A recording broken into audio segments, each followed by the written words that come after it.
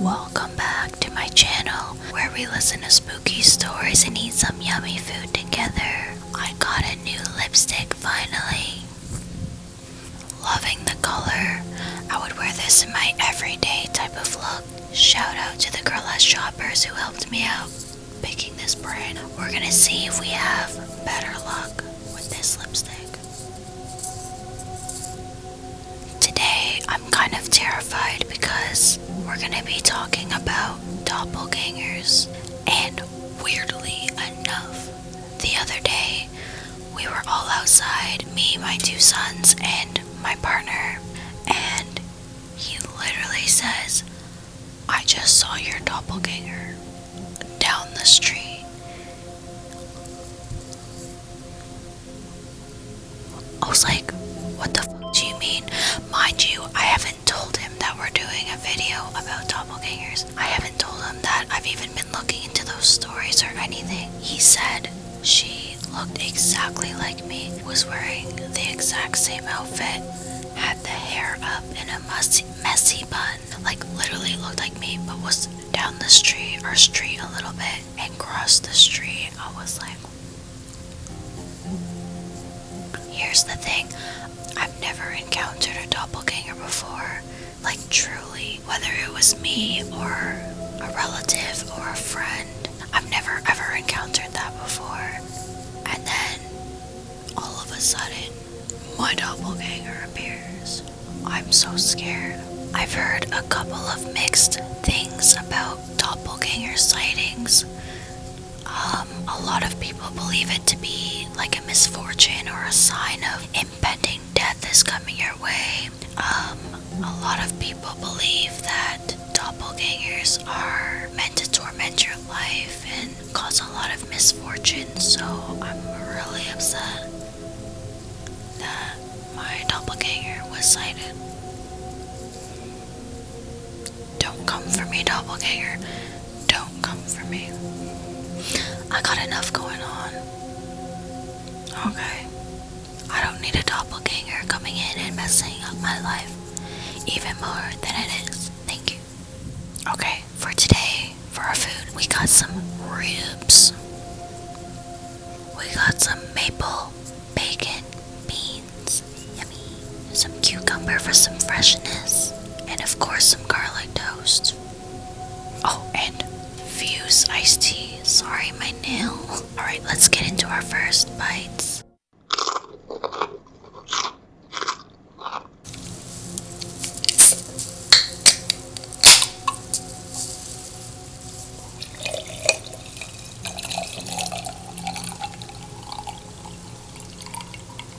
Yeah, I still have a broken nail, okay? I'm getting it fixed this week.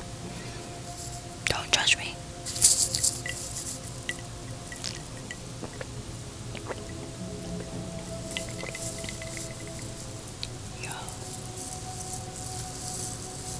Let's get into it.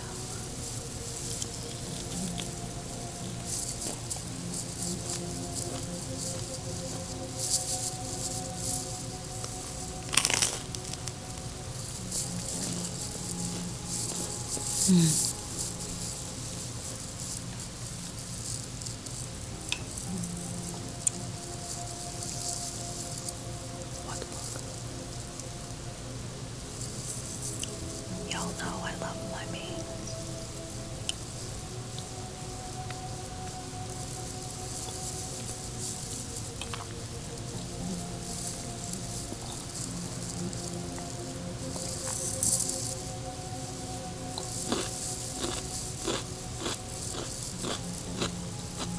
Nice and fresh. Okay, boo thanks. Let's get into our first story.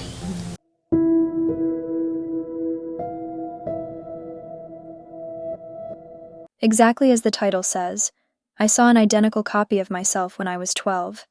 I was living in Pennsylvania, getting ready to move to North Carolina. I was living in a townhouse at the time, but one on the corner where there was this huge neighborhood playground plus basketball court. Right behind the playground there was this field. It wasn't like huge, but it was decently sized, and then there were woods behind it. I went out into the field one last time before we had left the house for good. I was wearing this corny pink t-shirt from like Walmart that said something about boys being losers. Don't hate LOL, I was 12. Skinny jeans and these weird light-up shoes. As I was walking further into it, I saw it. There was someone who had my exact facial features, wearing my exact outfit, same hairstyle, same birthmark, same everything. I just stared at it in disbelief because I assumed I was just seeing things. But then it started moving. She walked up to me and paused for a moment before saying, "Don't leave." I stood there frozen for a while, and then she started shaking her head no, before just turning around and walking away. I haven't seen anything like it since, and any time I tell someone about it, they immediately assume I'm lying. I wasn't tired when this happened. I, obviously, wasn't high or drunk. I just saw it.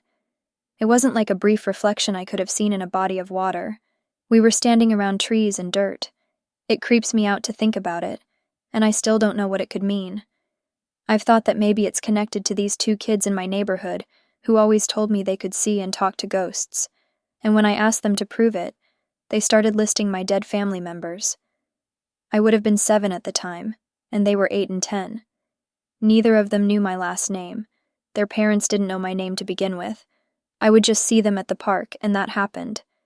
They told me how they died, and I later confirmed with family members that that in fact was how they died.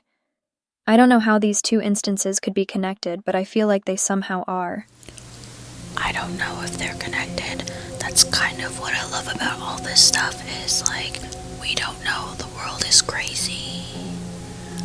Like, the fact that you have a doppelganger out there is crazy. The fact that you can connect with people, your past relatives, and that there's medium conduits on this side that can connect with them is crazy. It's so interesting. So many questions, such little answers. Let's get into our next story.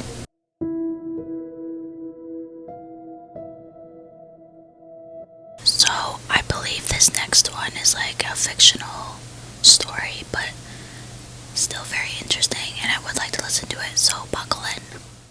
I never truly had a problem with where we lived. It was a secluded area, but that also just meant privacy was easy to come by. It was a small county in eastern Tennessee that had maybe 100 houses or so. It was just me and my parents alone in the mountains. Mom had gotten used to the mountain life and never gave much thought to leaving. My dad worked as a county game warden and usually never got home until around 8 or 9 at night. I remember one night, though. He came home rather early. He always had keys to open the door with and would typically come right in, grab something to eat, sit in his recliner, and then head straight to bed.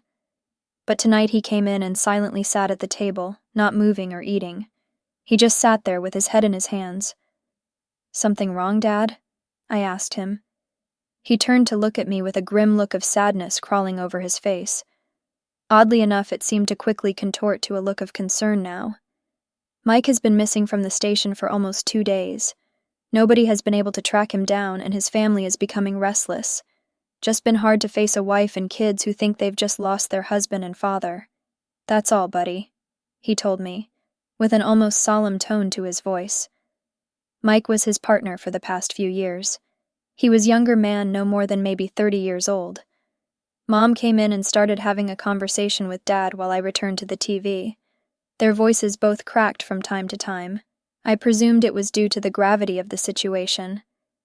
About 10 minutes later, Dad returned to the living room with Mom, and they turned the TV off while I was watching it. Before I could protest, they both looked at me and spoke. "Son, until this all clears up, I want you to promise me a few things, okay? From now on, don't open the door for anybody. Me and your mother both have keys, and we can let ourselves in." He told me while I listened intently. "We won't have a need to knock or call for you, and if you hear any of that, simply ignore it and go to your room. You have our cell phone numbers, so please just call us if you need to." He finished. I nodded my head, slightly concerned about the exact reasons for these specific rules, but it wasn't out of the ordinary for my parents to occasionally be strict. Agreeing to their terms, I went to sleep. I was on winter break from school, so I had no reason to rise early. The next morning, I got up while Mom was sending Dad off for work. They always gave each other a peck and said, "I love you," before parting ways. This morning, though, seemed somehow more dire than usual. There was a grave sense of concern in my mother's voice as they said goodbye. The day was rather normal, up until it was time for Dad to come home. He didn't use the keys like usual. He just knocked. I almost didn't think it was him until I remembered his truck lights pulling in through the window.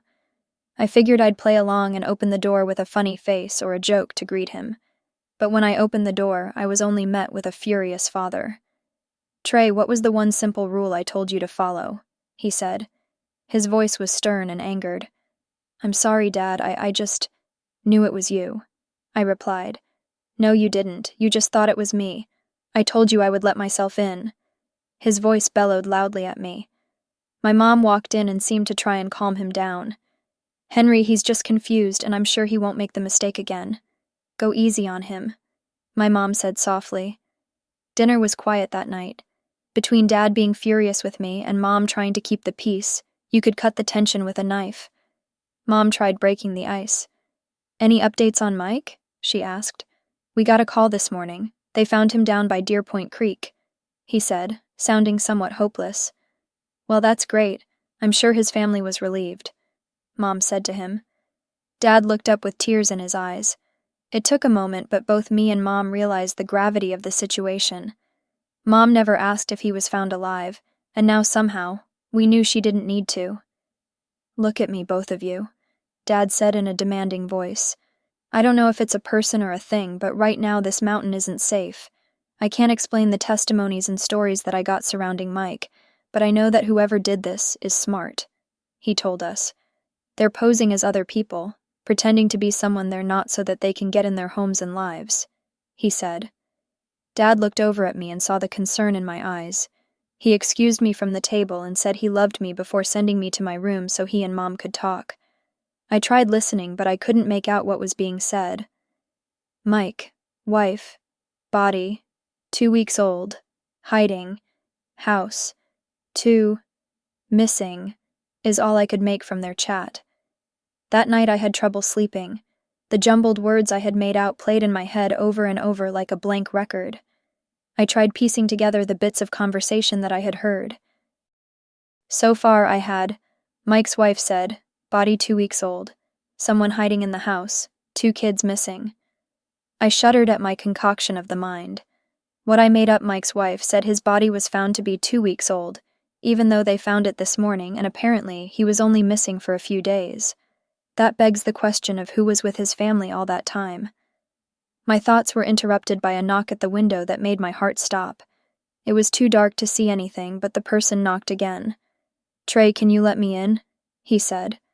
I recognized the voice. It was my father's voice. "Dad, what are you doing outside?" I asked. He took a moment to respond. I thought I heard something and went to check it out, but the door shut behind me. "It's cold out here, buddy. Let me in." I was still frozen in fear, but somehow my concerns got worse as a figure appeared in my doorway. It was my father, wearing his typical loungewear pajamas. He held a finger up in silence to me, signaling me to be quiet. "Trey?" the voice from outside called out. My dad erupted so abruptly that I jumped in my bed. "Get away from my house! Stay away from my family!" he yelled. The voice from outside never replied. The only sounds I could hear were what seemed like low growls and something that sounded similar to a cat's purr. My dad wrapped his arms around me and told me it was okay, and he was proud of me for not complying to the person's request. The next morning, Dad called off work. He decided to stay home with me and Mom, presumably to ensure whatever was at my window last night wouldn't come back. That night around 9 at night, we all 3 heard a knock at the door. My dad didn't respond and held his hand up to signal all of us to remain silent. "Guys, it's just me," the voice rang out. "I'm headed to the station for an emergency." "Did I leave my keys to the house in there?" he replied. My mother had tears swiftly form in her eyes, while my heart began to beat faster and faster. "I was hoping you'd show up tonight. I wanted to catch you off guard." My real father called out to the voice. The only noise that followed was a quick yelp, like a dog had been frightened, and the patter of feet scurrying away. "Henry, what was that?" my mother asked him. My dad held his head down as he thought about how to respond. "I don't know, Amanda, but I know it once in this house," he replied in a hushed tone. Dad radioed for several of his officer friends to come to the house. When they arrived, they found that our mailbox was torn to shreds. our flag torn from the house, and small holes dug into the yard everywhere. Whatever was at our door must have thrown a tantrum after Dad sent it away. We all three walked outside, and Dad agreed to attempt to follow the being with his friends. He made Mom promise to not open the door like usual. As we both made our way back inside, I went straight to my room to hide under the blanket and pray that I wouldn't hear a knock or a call. My pleasant surprise, I didn't. About an hour later, Dad called to tell us that he was on his way home and they couldn't find anything. I presumed Mom was in shock still, because she didn't reply. She only weakly nodded her head. Dad got home and walked straight through the door. He was scared about something, but also mad too. "Trey! Amanda! Who left the door unlocked?" he yelled at us. Mom tried calming him down. "Honey, nobody knocked or tried to come in. I've been watching the door all night," she assured him. Dad looked around frantically. "Henry, I think you're just paranoid about us. We're okay, and so are you," she told him. They both walked to their bedroom as I returned to mine. The next morning I woke up and found the house vacant. Mom nor Dad was in their room. I saw the front door open and presumed they were outside. I smelled something, though. It was a vile and disgusting smell. It was coming from their bedroom. I walked in and the putrid aroma was coming from within their closet. I opened the closet and realized just how crucial our mistake last night was. I saw the body of my mother.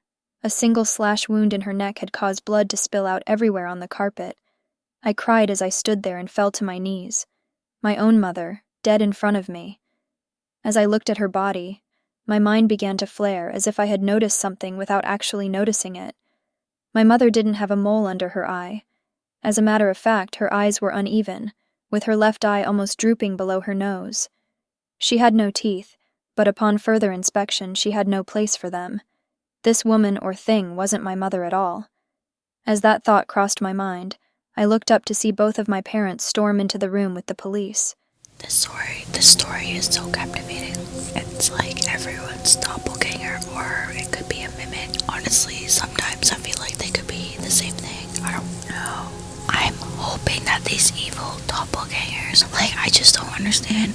They want to take over your life, and then what? Be a father. You want to be a mother.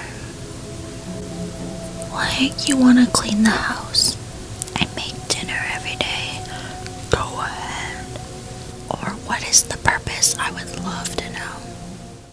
They apologized to me while escorting me outside. They said they had hoped to catch me before I woke up to explain. But the story I was given was clearly a fabricated story to shield me from what really happened. I was told a woman was trying to break into our house after Dad had written her a ticket that pushed her over the edge. But I wasn't buying it. I knew this thing was capable of far more than just being a psycho. Psychos don't manipulate voices and faces at will. Whatever this thing was, it was dead. That's all that matters to me. As we walked to our car to allow the investigators to continue, I looked up at my dad, who had his arm around me. I noticed something. Did he always have black hair? Are you trying to say that wasn't your dad the whole time? Or that was your dad's doppelganger who just got little details off? That was an interesting story. And by the way, that's a fictional story, but it was still intriguing. I liked it. I thought you guys would like it. We have a short little last story. Let's get into it.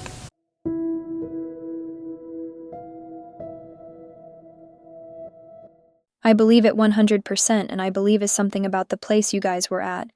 At my grandma's super old house. Things exactly like that used to happen. It wasn't just once, for instance. In my room there was a rectangular hole on the ceiling, where my father used to place a ladder to go up there to fix leaks in the roof, or repair the ceiling itself sometimes. One afternoon I went into my room. I saw my father, only his head or face looking at me from that rectangular hole, no ladder. But he was staring at me, no blinking or anything. I saw him with a white t-shirt.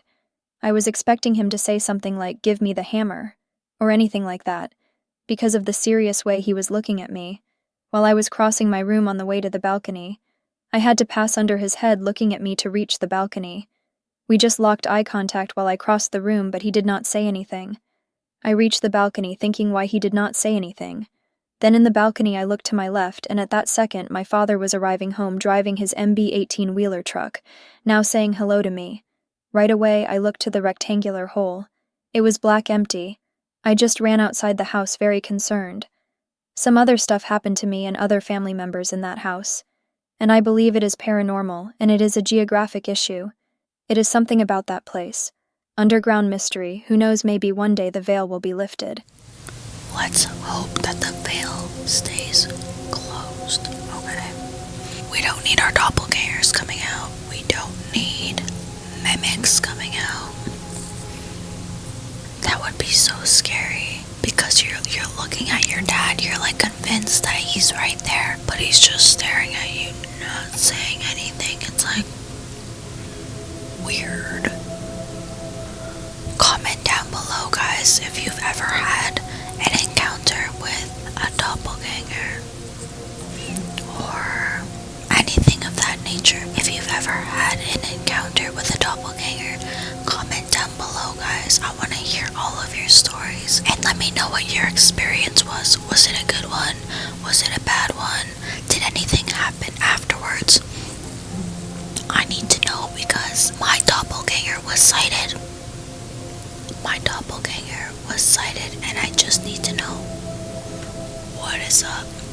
I'm gonna be locking all my doors, saging, putting salt everywhere. Don't even try to torment my